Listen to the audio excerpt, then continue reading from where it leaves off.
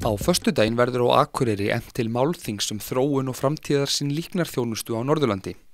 Þar verða flutt fjölbreytt erindi líknar- og lífslokameðferð, meðal annars reisn og virðingu við lífslok og möguleika á nýrri líknardeild við sjúkrahúsið á Akureyri.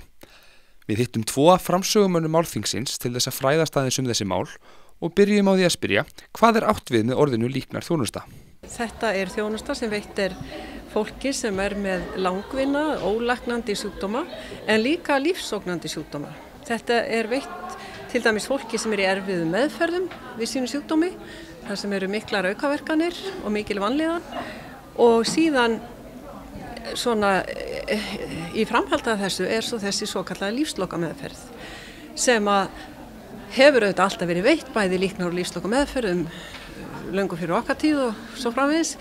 En nú hefur þetta þróast þannig að þetta farið að tala sérhæfða líknar- og lífslokameðferð. Skilin milli svona lækningar og svo líknarmeðferðar, hversu skýr eru þau? Þau eru nú nokkuð skýr og sem sagt að auðvitað ýmis lækningameðferð í dag getur verið mjög erfið og hörð og þá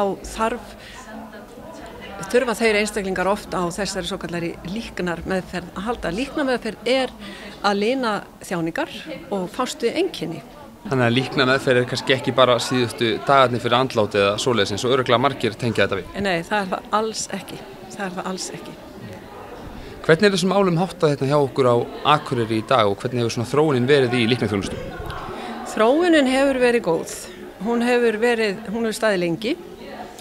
Hún má segja, ef ég má miða við 1992, þá kem ég frá Skotlandi og ég búið þar og þá kem ég beint inn í þetta. Þá var hér lítill hópur af fagfólki sem var svona að koma saman og ræða hvort það þyrfti ekki að fara að koma á fót hér sérhæfðri líknar- og lífslokameðferð. Síðan hefur þróunin verið hröð og hún hefur verið góð á margan hátt, en hvorki þarna eða annars staðar í heilbrigðisþjónustunni megum við sofna á verðinum. Þrátt fyrir að líknarþjónusta hafi lengi verið veitt af fagfólki á Norðurlandi, bæði á sjúkrastofnunum og í heimahúsum, þá ekki sérstök líknardeild á svæðinu. Lengi hefur verið rætt að koma á fót slíkri deild við sjúkrahúsið á Akureyri, sem að sögn Elísabetar mjög brýnt málefni. En það mjög mikilvægt og það hefur verið það alveg frá upphafi.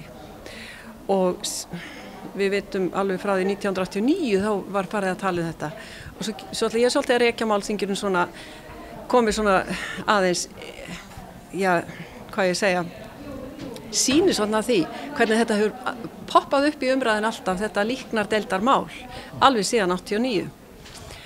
Og þetta væri ekki alltaf svona viðloðandi þessa þjónustu, þessi umræðin líknardeild, eða væri ekki þörf á því. Hún myndi breyta ýmsu fyrir þá sem veikir eru og hún myndi breyta ýmsu fyrir þeirra fjölskyldur og hún myndi breyta líka mjög miklu fyrir þá sem veita þessa þjónustu.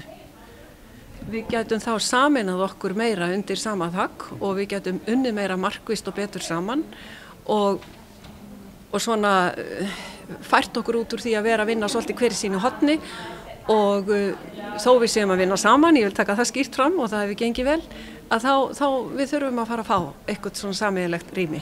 Einmitt. Sigurður, nú ert þú með erindi á málþinginu reisn og virðing við lífslok, þú kemur úr siðfræðinni. Þessi hugtök reisn og virðing við lífslok, hvað getur þú útskýrt þau aðeins fyrir okkur, gefa okkur smá innsýn í þetta frá svona siðfræðilegu sjónarhorni?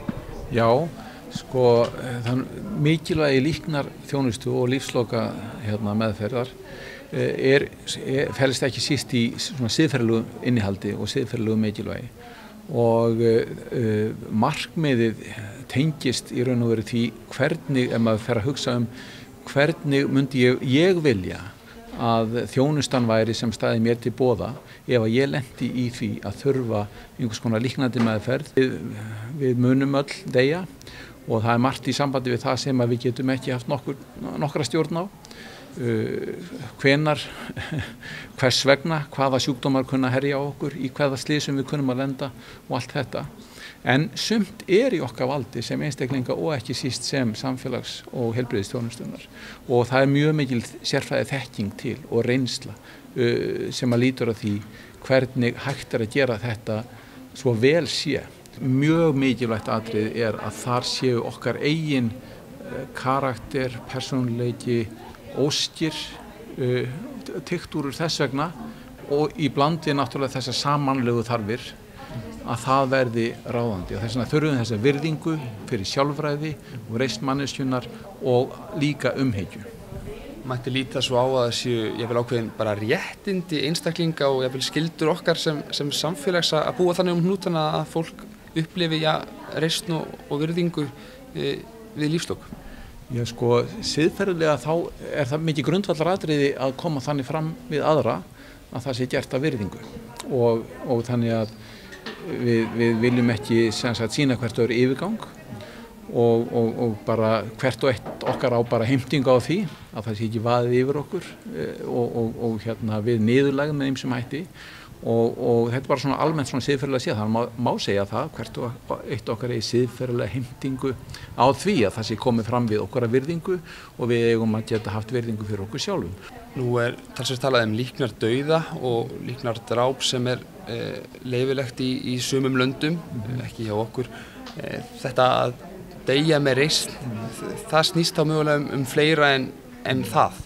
Já, það að deyja með reisn er gott nefnir það því að það hefur fengið pínu náttúrulega svona pólitíska skírskotun af því að þeir sem hafa verið að berjast fyrir raun og veru því úrræði að svona líknar einhvers konar aðstoð við að velja dauðastundina að þeir hafa svona svolítið eignað sér þennan frasa en hins vegar þetta hugtak reisn í siðfræðilegu samhengi það miklu eldra og hefur miklu víðari merkingu þannig að sko það má færa rök fyrir því ein leið til að deyja með reisn sé einmitt að fá þessa stjórn en það alls ekkert eina leiðin til að deyja með reisn þannig að við sko getum alveg talað um það sem markmið án þess að vera að tala endilega það.